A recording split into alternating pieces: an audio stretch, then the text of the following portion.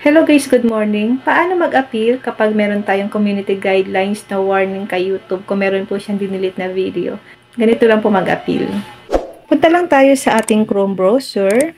Dito po sa may search engine, i-type mo lang dyan ang www.youtube.com.ph login. Kailangan po nakalogin na ang inyong YouTube channel sa inyong Chrome browser.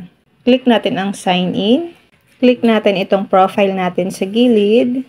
Click View Your Channel. Click natin ang 3 dots. Kailangan po naka-desktop site. Click natin ang Customize Channel. Click Dashboard.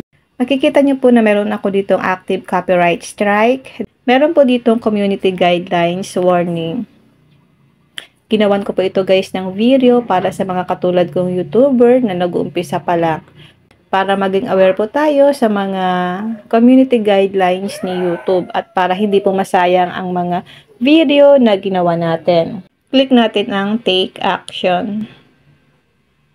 I-zoom in ko lang siya guys. Channel ko, meron akong warning.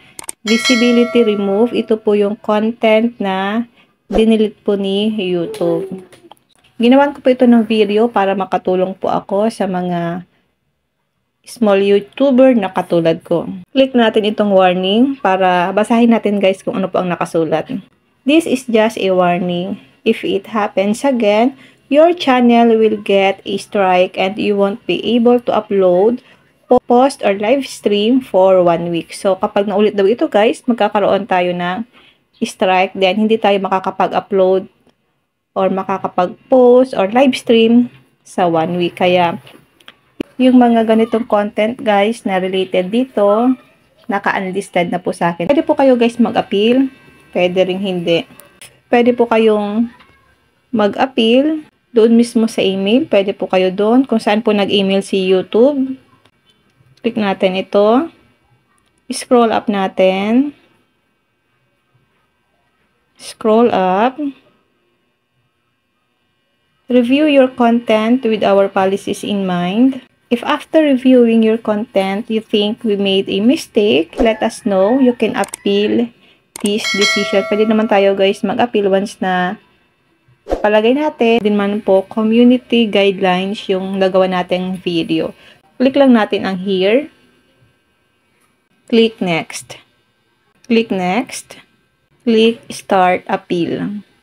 Importante lang po yung sasabihin natin kasi nakalimit lang ito guys. Hindi natin siya pwedeng pahabain ng pahabain. Yung ganyan lang, pwede na yan. Then, click nyo pa ang submit. Sa akin po, hindi ko na siguro ito guys gagawa ng appeal kasi baka bawal talaga yung mga ganun topic kay YouTube.